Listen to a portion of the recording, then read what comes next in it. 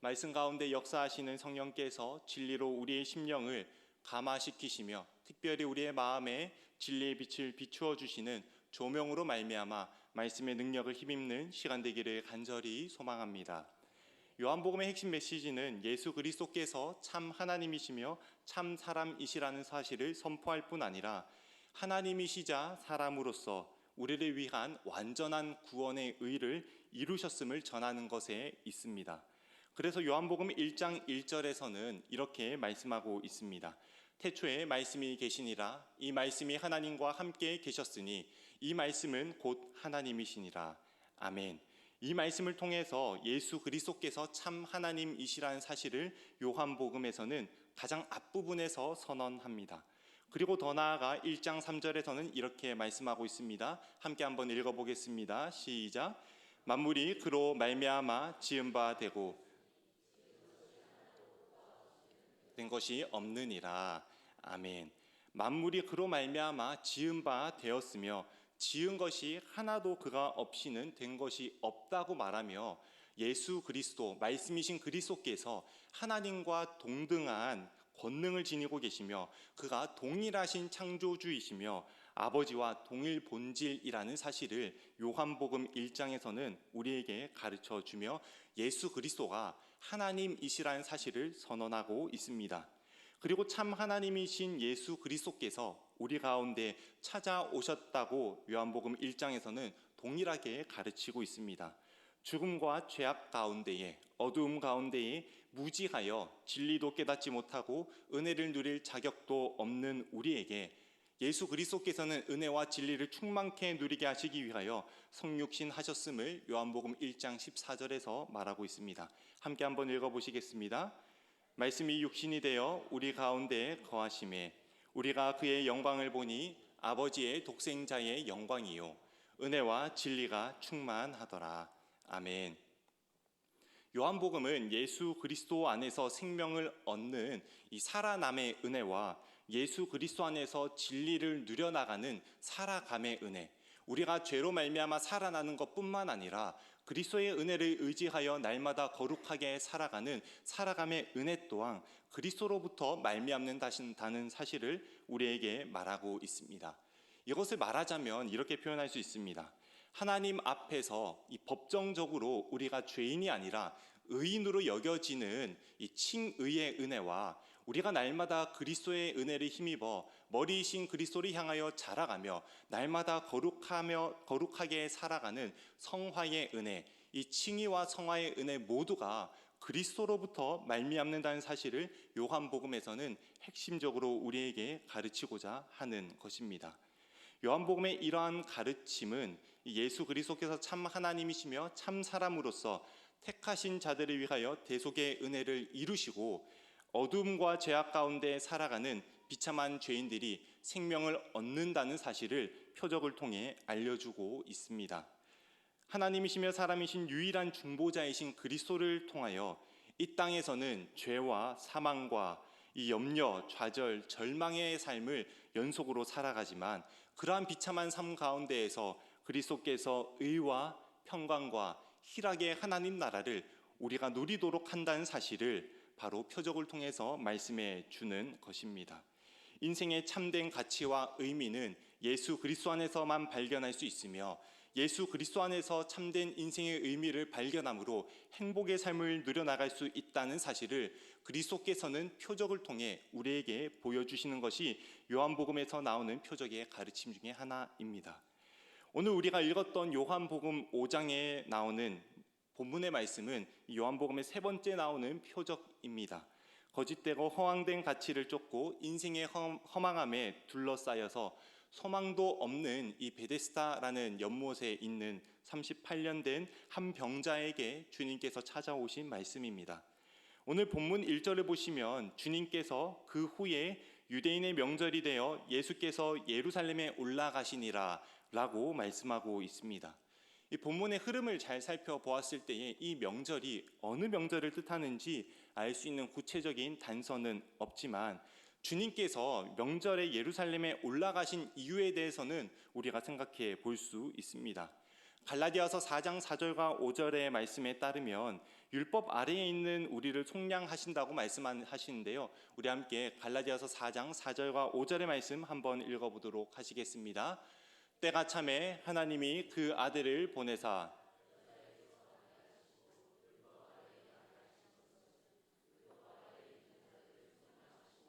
우리로 아들의 명분을 얻게 하려 하심이라.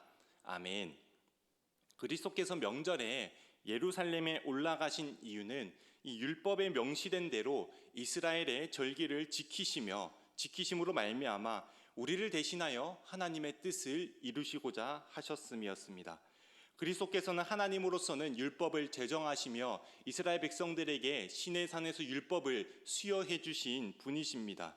그럼에도 불구하고 그분은 율법의 의롭고 선하고 거룩한 계명을 우리를 대신하여 지키시기 위하여 율법 아래에 나셨으며 율법의 저주 안에 묶여져 있는 율법을 지키지 못하여 죄를 발견하게 되고 그 죄로 말미암아 사망의 이름을 발견할 수밖에 없는 율법의 저주에 있는 우리를 속량하시고자 예수 그리스도께서는 친히 모든 율법을 지키시기 위하여 명절에 예루살렘에 올라가셨다는 것입니다.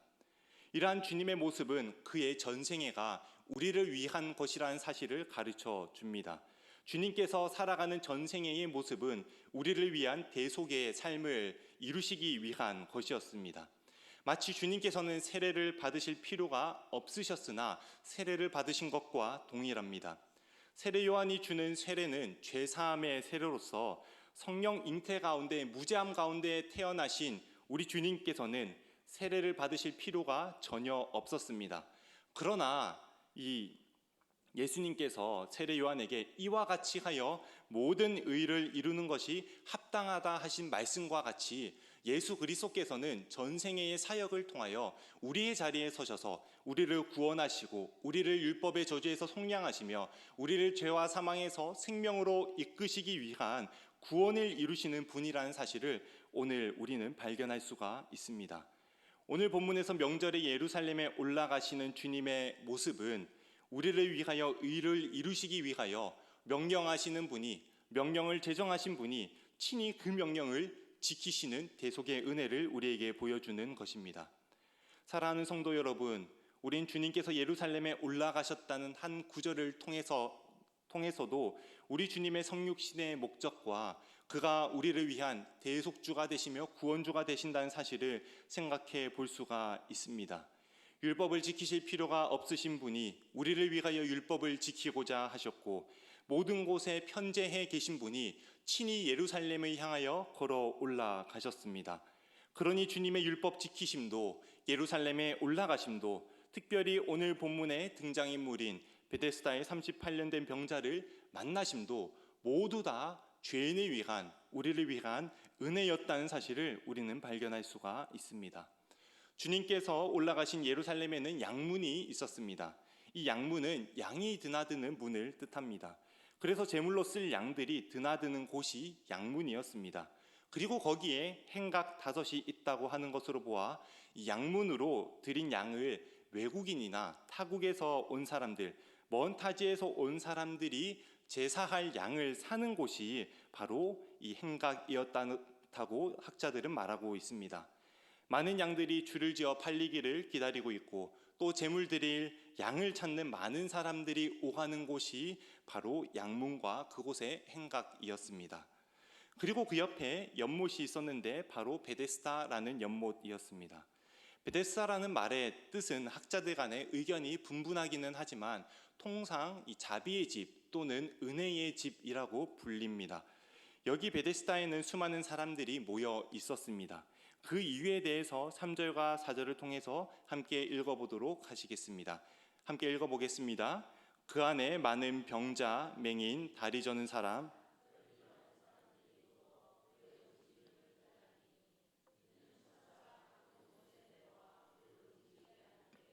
움직인 후에 먼저 들어가는 자는 어떤 병에 걸렸든지 낫게 되밀어라. 아멘. 이 베데스다 주변에는 양들을 사기 위해서 타국에서 온 사람들과 매매하는 사람들로 북적이기도 했지만 다른 한 장면에서는 수많은 병자들이 누워 있던 장소였습니다. 앞을 보지 못하는 맹인과 제대로 걸음할 수 없는 다리 저는 사람, 그리고 몸의 특정 부분이 마비되어 혈기 마른 사람들이 있었습니다. 이들의 질병은 복음서에서 주님께서 고쳐주셨던 통상적인 질병과는 다소 좀 다른 것으로 이 당대의 의료적인 기술, 의사들의 기술로는 고칠 수 없는 불치병과 같은 것이었습니다.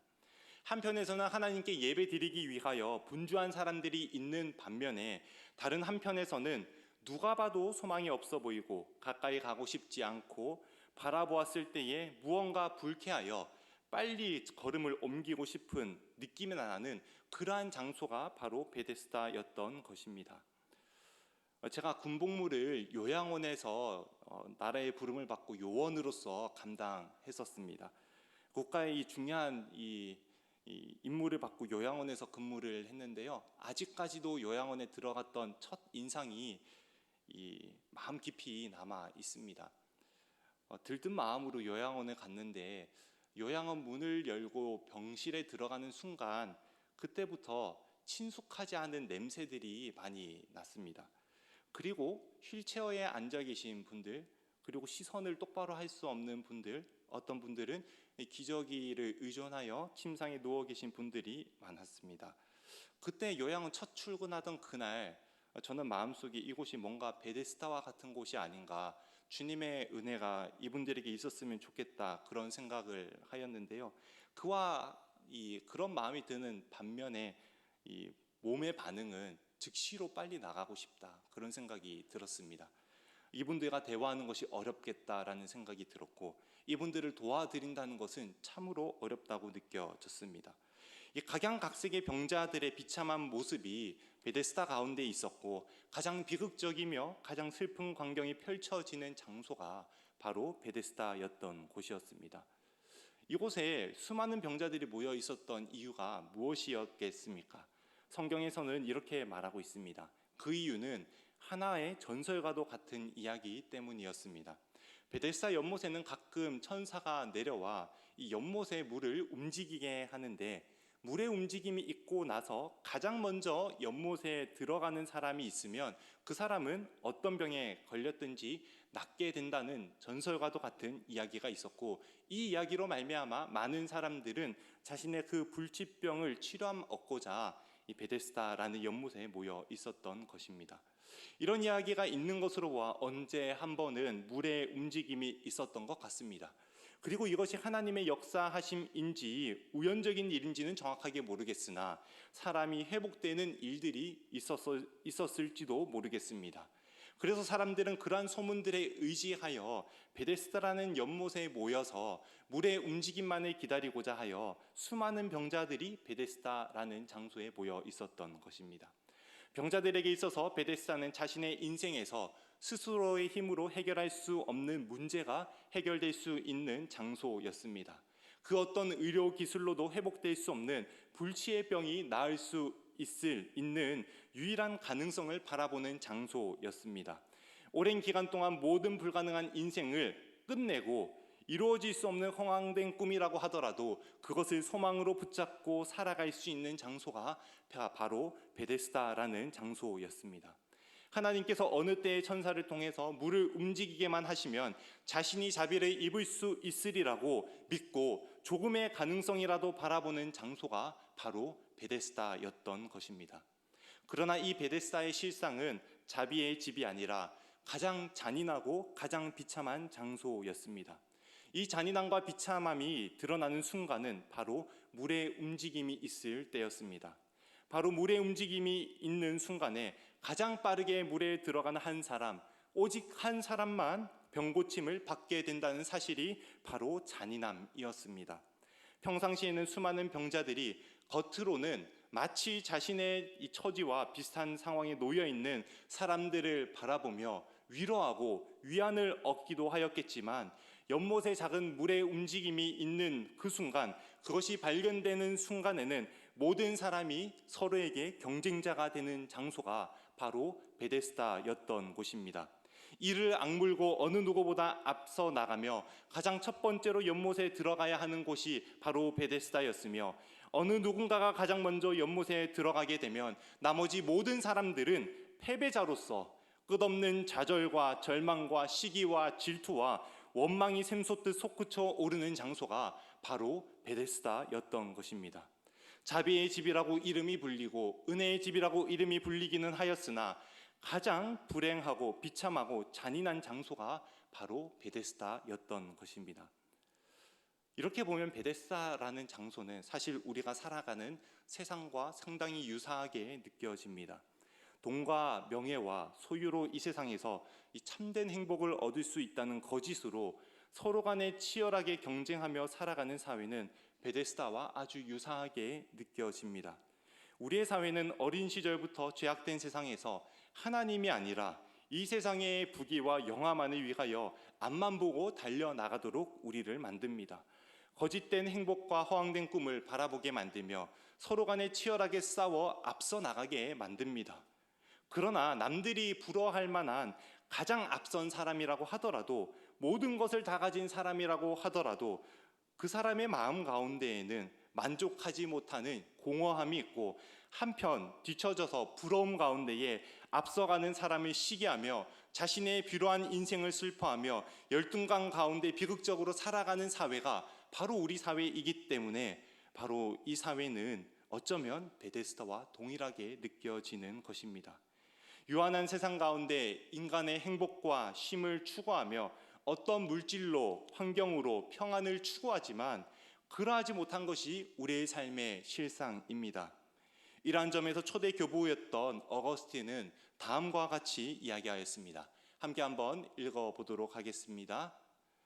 주님, 당신은 우리가 당신을 향하도록 창조하셨기에 우리의 마음은 당신 안에서 안식하기 전에는 결코 평안할 수 없습니다. 죄악된 본성은 하나님이 아닌 내가 만든 우상으로 만족하게 하며 내가 찾는 방법으로 인생의 문제를 해결하고 내 노력으로 나의 처지와 환경을 개선하게 하고자 하지만, 어거스틴의 말과 같이 우리 모두는 우리의 생명의 주인이시며 우리를 지으신 하나님이 아닌 다른 것으로부터는 참된 행복도, 참된 안식도, 참된 위로도, 참된 새 힘도 얻을 수 없다는 것이 성경의 가르침입니다. 이렇게 정리해 볼 때에 이 베데스다라는 장소는, 베데스다의 병자들은 단지 그들의 이야기에만 국한되는 것이 아니라 죄악 가운데 비참한 가운데 놓인 우리가 살아가는 삶에 대한 묘사인 것입니다. 오늘 본문에서 우리 주님은 이러한 비극적이고 잔인하며 비참한 참상 가운데 놓여있는 한 병자를 만나러 오셨습니다. 본문에 보면 그 병자는 38년 된 환자라고 기록하고 있습니다. 언제부터 병에 걸렸는지 정확하게 알 수는 없으나 병에 걸린 이후에 38년 동안 그 병을 앓으며 연못에 누워 있었습니다.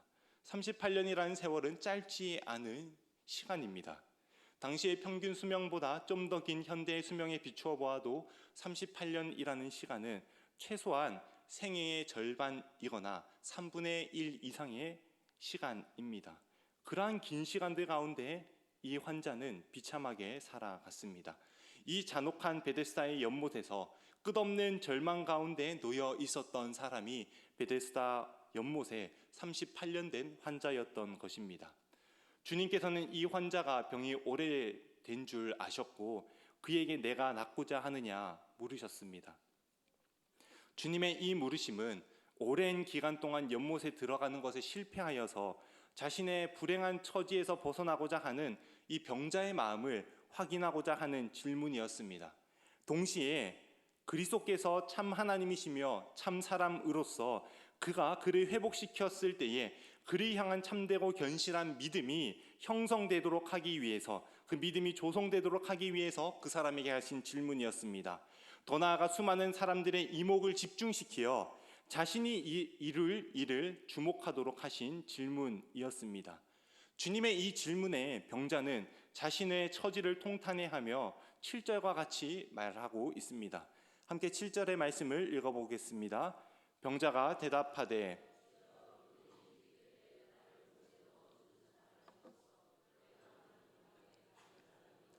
내려가나이다. 아멘. 이 병자의 말을 통해서 우리는 이 사람이 자기의 몸을 스스로 움직여 연못에 나아갈 수도 없고 다른 사람의 도움이 아니면 결코 회복의 가능성이 없는 사람이라는 것을 발견할 수 있습니다. 자기 자신에게서는 그 어떤 가능성이 없습니다. 그저 나도 연못에 들어가기만 하면이라는 신락 같은 희망만을 가지고 있는 사람이 바로 38년 된 환자였습니다. 그리고 자신을 연못에 넣어주는 사람이 없다고 말합니다. 사랑하는 성도 여러분, 이 말에 담긴 이 병자의 비참함이 느껴지십니까? 이 사람은 스스로의 힘으로 들어갈 수 없다고 지금 말하고 있습니다. 이 사람은 누군가 자기를 넣어주어야만 하는데 자기를 넣어줄 가족도 없고 조력자도 없고 그나마 친구라고 불릴 수 있는 사람들은 물이 움직이기 시작하면 나를 버려두고 가장 앞장서서 달려가기 때문에 나는 어떠한 가능성도 없이 저 연못에 들어갈 수 없으며 그냥 그러한 상황과 환경만을 바라볼 수밖에 없는 비참함만 있다고 이야기하는 것이 이 사람의 이야기인 것입니다. 그런데도 왜 이 병자가 여기 누워 있을까요? 다른 그 어떤 곳에서도 희망이 없고 유일한 가능성이라고 하는 것은 베데스다에서 한 번만 들어가기만 한다면, 내가 한 번만 그 연못에 들어가기만 한다면 나의 인생이 변화될 수 있으리라는 이루어지지 않을 불가능한 가능성만을 바라보며 그 자리에 있었던 것입니다. 그러한 절실한 마음이 그로 하여금 38년의 긴 시간의 병의 기간 가운데 불가능한 베데스다를 바라보게 만들었던 것입니다. 그러나 성도 여러분, 누군가 이 사람을 연못에 넣어준다고 이 사람의 문제가 해결되겠습니까? 그저 불확실하고 전설과도 같은 이야기가 자신의 삶에 이루어지리라고 생각하고 그것이 자신의 삶에 이루어졌을 때에 모든 문제가 해결되리라고 생각하는 것이 타당하고 합당합니까? 그렇지 않습니다. 이 사람의 문제의 본질이 연못에 던져지거나 연못에 들어가기만 하면 되는 것에 있습니까? 그렇지 않습니다. 이 사람의 삶에 있어서 가장 본질적인 문제는 연못에 넣어준 사람이 없는 것이 아니라 스스로 달려갈 수 있는 능력과 힘이 없는 것도 아닙니다. 이 사람의 가장 궁극적인 문제는 죄 가운데 스스로 그 문제를 해결할 수 없는 무능과 비참함에 있다는 것입니다. 이 세상의 모든 질병과 슬픔과 다툼과 괴로움이 왜 이 땅 가운데 들어오게 되었습니까? 바로 죄 때문입니다. 에덴에서의 모든 기쁨과 부유함과 순전함을 잃어버리게 된 이유가 어디에 있습니까? 바로 죄 때문입니다. 이 세상에 사망이 들어오고 사망으로 우리가 내달려지게 되는 모든 질병이 존재하는 원인이 어디에 있습니까? 바로 죄 때문입니다. 서로 경쟁하며 갈등하며 앞만 바라보면서 허황된 꿈을 향해 달려가는 이유가 어디에 있습니까? 바로 죄 때문입니다. 이 병자처럼 자신을 못에 넣어준 사람이 없다고 자신의 삶에 대하여 비참하다고 다른 누군가에게 탓으로 돌리는 이유는 어디에 있습니까? 바로 죄에 있습니다.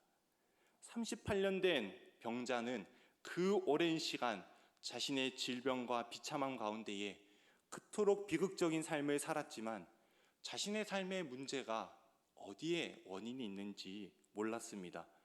죄의 문제가 해결되어야 함에도 허무하게 세상의 다른 것을 갈망하며 그것이 이루어지지 않음에 통탄해하며 비참해하는 이 병자의 모습은 이 세상 가운데에서 믿음 없이 살아가는 우리 주변의 이웃들의 비참함과 다르지 않은 것입니다. 우리 주님께서는 병자에게 이렇게 물어보시고 나서 이렇게 말씀하십니다. 일어나 내 자리를 들고 걸어가라. 일어나 내 자리를 들고 걸어가라. 주님께서는 이 병자를 못에 넣어준다고 약속하고 있지도 않습니다. 이 자가 그저 허황되고 헛된 것을 바라도록 부추기지도 않습니다. 주님께서 하시는 말씀과 선언은 모든 죄의 문제를 해결할 수 있는 중보자가 여기 있으니 너는 나를 믿고 일어나 걸어가라. 죄를 사하는 권세는 하나님의 아들에게 있으니 너는 일어나 걸어가라. 좌절과 절망과 비참한 인생이 끝이 나고 이제는 진정 생명과 영생과 자녀됨이 그 기쁨이 나로부터 나오니 너는 나를 믿고 일어나 걸어가라. 우리 주님께서는 지금 이렇게 말씀하시는 것입니다. 그리고 이 말씀으로 인해 38년 된 병자는 곧 나아서 자리를 들고 걸어가게 되었습니다. 베데스다의 이야기는 진정 자비의 집은 베데스다의 연못이 아니라 바로 예수 그리스도라는 사실을 우리에게 가르쳐 줍니다. 그리스도 자신이 죄인들을 긍휼히 여기시는 자비의 집이시며 죄인들을 자녀 삼아 주시는 은혜의 집이라는 사실을 우리에게 가르쳐 주는 것입니다. 주님께서는 참되고 온전한 이 은혜의 집을 흙과 돌로 짓지 않으셨습니다. 자신의 피로써 세우셨습니다. 그리고 이 세상에서 죄로 말미암아 연약하고 헐벗고 굶주리는 자들이 그리스도 안에서 은혜의 집 안에서 하나님 나라를 누리게 하셨습니다. 이 은혜의 집을 다른 이름으로 우리는 교회라고 부릅니다. 머리이신 그리스도의 지체된 교회가 바로 은혜의 집이며 자비의 집이요 하나님 나라를 누려나가도록 이끄는 생명의 집입니다.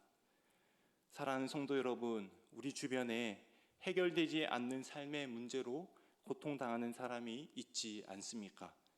육신의 연약함 가운데 소망도 없이 절망 가운데 놓여있는 사람이 있지 않습니까?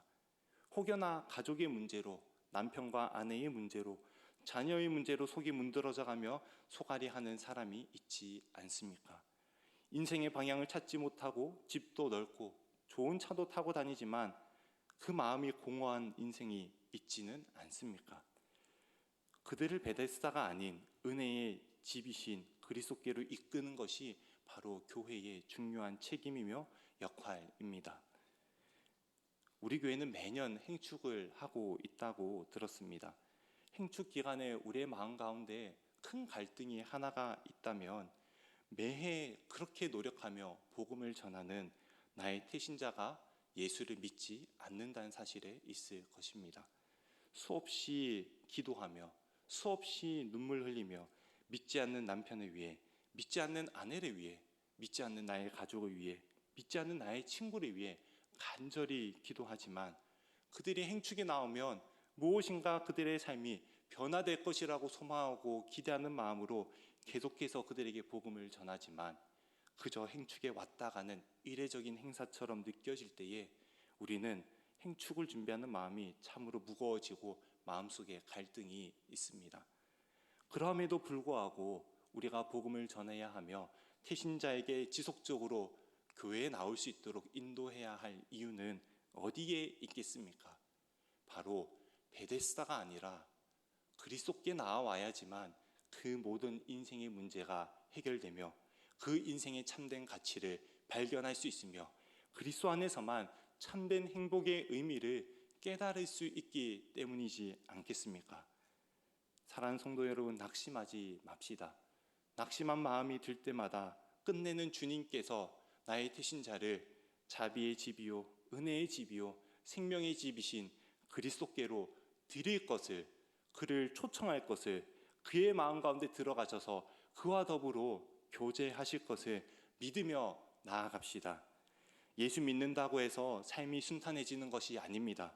모든 연약함이 완전히 해결되는 것도 아닙니다.